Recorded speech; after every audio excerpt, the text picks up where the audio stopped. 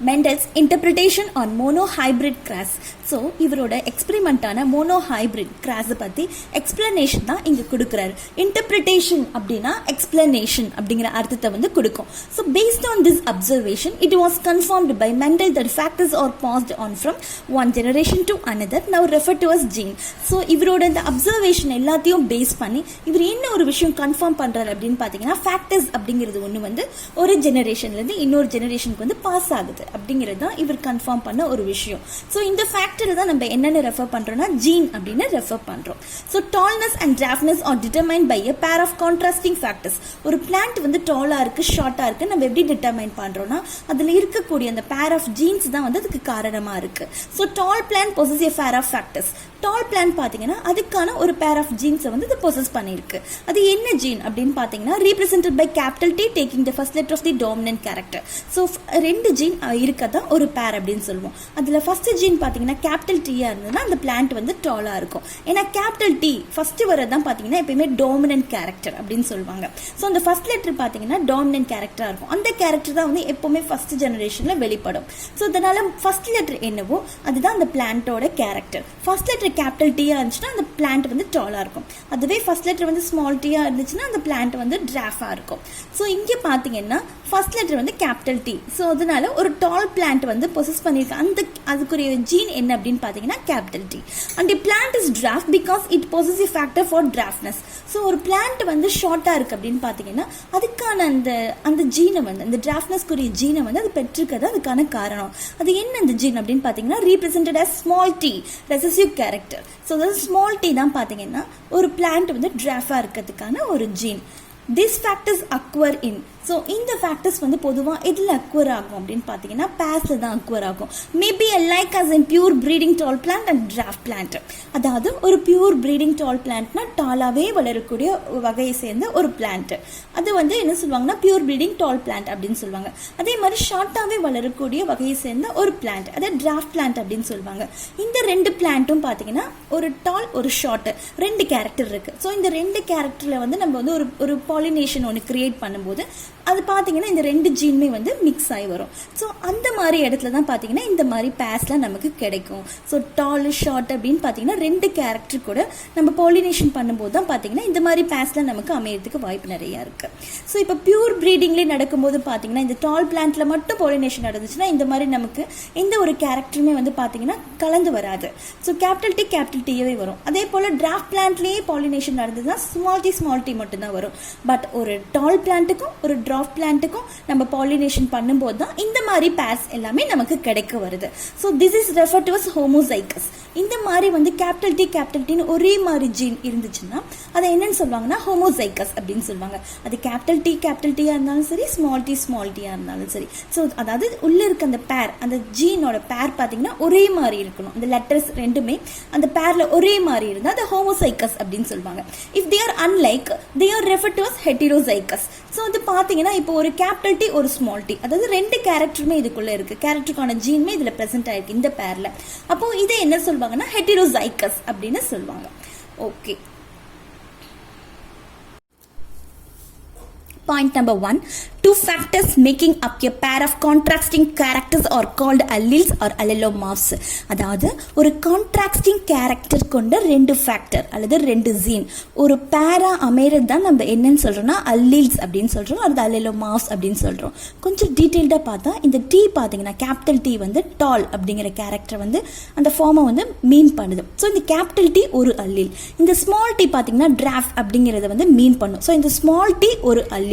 இந்த மாதிரி எப்பவுமே ஒரு பேரா அமையும் போது பாத்தீங்கன்னா ரெண்டு இது பிரசன்ட் ஆயிருக்கும். ஸோ ரெண்டு ஜீன் வந்து பிரசன்ட் ஆயிருக்கும்.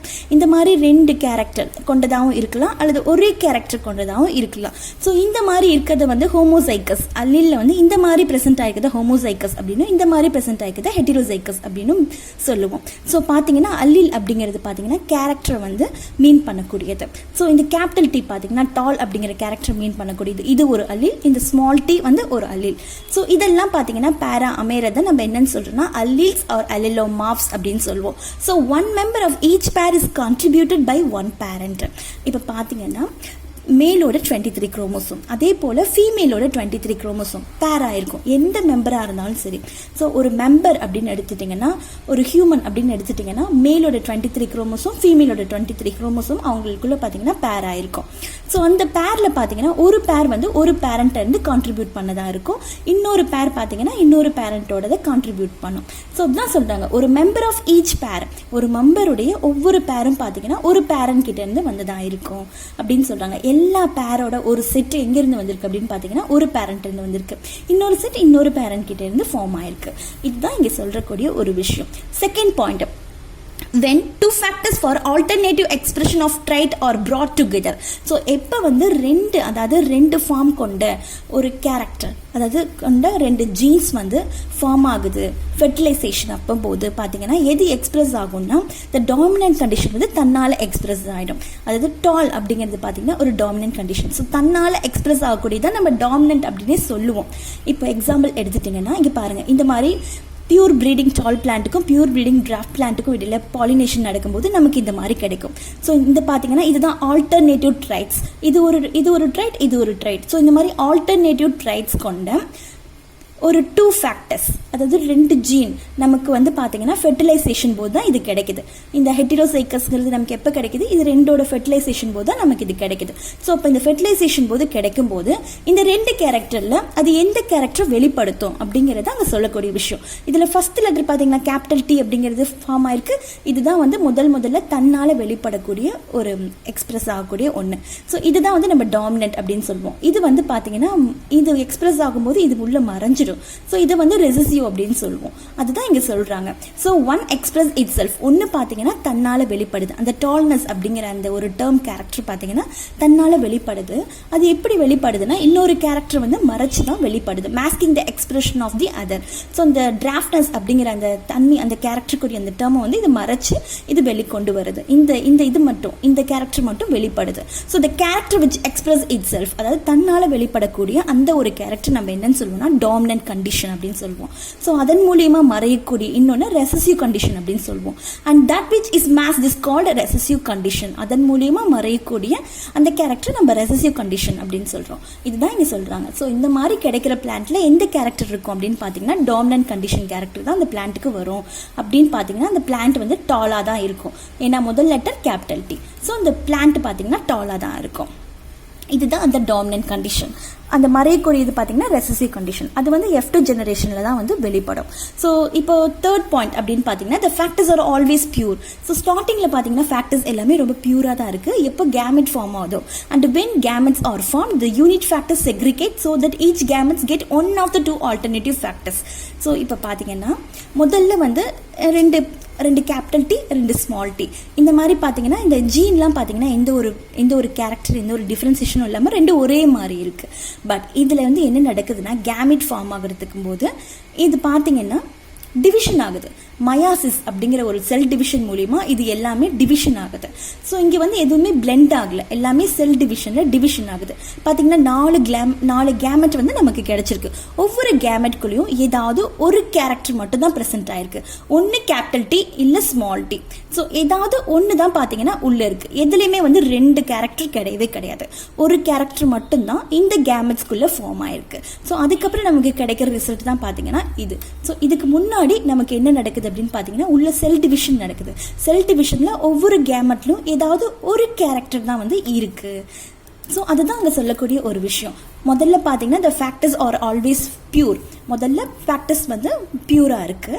when gametes are formed, எப்போ வந்து gametes ஃபார்ம் ஆகுதோ அப்போ the unit factors segregate. அப்போ பார்த்தீங்கன்னா அந்த டி வந்து கேபிட்டல் டி 2 பிரியுது, அதே போல் ஸ்மால் டியும் வந்து 2 பிரியுது, செக்ரிகேட் ஆகுது. 4 கேமெட் நமக்கு கிடைக்குது. ஒவ்வொரு கேமெட்லையும் பார்த்தீங்கன்னா ஏதாவது ஒன்று தான் வந்து ப்ரெசென்ட் ஆயிருக்கு அந்த 2 ஃபேக்டர்ஸில். அந்த 2 alternative factors capital T small டின்னு இருக்குது பார்த்தீங்களா, அது 2ல் வந்து 4லையும் பார்த்தீங்கன்னா ஏதாவது ஒன்று தான் வந்து உள்ள ப்ரெசென்ட் ஆயிருக்கு. எதுலையுமே வந்து 2 கேரக்டருமே ஒன்னா கிடையாது. அதுதான் இங்க மீன் பண்றாங்க. So each gamete get one of the 2 alternative factors. So 2ல் ஏதாவது ஒன்று வந்து அந்த கேமெட்குள்ள இருக்கு. இதுதான் அவங்க சொல்றாங்க. It means that the factor for tallness and dwarfness are separate entities. அதாவது அந்த டால்னஸ்க்குரிய அந்த கேபிட்டல் டீயும் இந்த டிராஃப்ட்னஸ்க்குரிய ஸ்மால் டீயும் வந்து பிரியுது, தனித்தனியாக என்டிட்டிஸாக பிரிஞ்சு ஒரு கேமெட்குள்ள. And in a gamete either capital T or small T is present. So அந்த கேமெட்ல பார்த்தீங்கன்னா ஒன்று கேபிட்டல் டி present ஆயிருக்கு, இல்லை ஸ்மால் டி present ஆயிருக்கு. when F1 hybrid or self crossed, the two entities separate and then unit independently, forming tall and draft plants. So இந்த F1 generation அப்போ பார்த்தீங்கன்னா மறுபடியும் ஒரு செல் டிவிஷன் நடந்து ஒரு யூனிட் மூலிமா நமக்கு 3 டால் பிளான்ட்டும் ஒரு ஷார்ட் பிளான்ட்டும் அதுக்கப்புறம் நமக்கு கிடைக்குது. ஸோ F1 இந்த இதில் கிடைக்கக்கூடிய இந்த F1 ஜெனரேஷனில் கிராஸ் பாலினேஷன் நடக்கும்போது நமக்கு வந்து இது ஃபார்ம் ஆகுது அப்படின்னு சொல்கிறாங்க. ஸோ இந்த F1 ஜெனரேஷனில் நெக்ஸ்ட் ஜெனரேஷன் தான் பார்த்தீங்கன்னா F2. இதில் பாலினேஷன் நடந்தால் நமக்கு இதுதான் கிடைக்குது. இதுலேயும் செல் டிவிஷன் ஏற்பட்டு நமக்கு வந்து 3 பிளான்ட் டாலாகவும் ஒரு பிளான்ட் மட்டும் ஷார்ட்டாகவும் கிடைக்குது. இதுதான் அந்த last point. So when F1 hybrid are self crossed, எப்போ நமக்கு அந்த கிடைச்ச அந்த ஹைபிரிட் அப்படிங்கிறது F1ல கிடைக்கும். ஸோ அது எப்போ வந்து பாலினேஷன் நடக்குதோ அதுலயும் இது மாதிரி பாத்தீங்கன்னா 2 entities செப்பரேட் ஆகி அதுக்கப்புறம் ஒரு யூனிட்டா இண்டிபெண்டன்ட்லி என்ன ஃபார்ம் பண்ணுது அப்படின்னு பாத்தீங்கன்னா டால் அண்ட் டிராஃப்ட் பிளான்ட் வந்து நமக்கு கிடைக்குது அப்படின்னு சொல்லியிருக்காங்க. ஸோ நெக்ஸ்ட் டாபிக் நம்ம நெக்ஸ்ட் கிளாஸ்ல பார்க்கலாம்.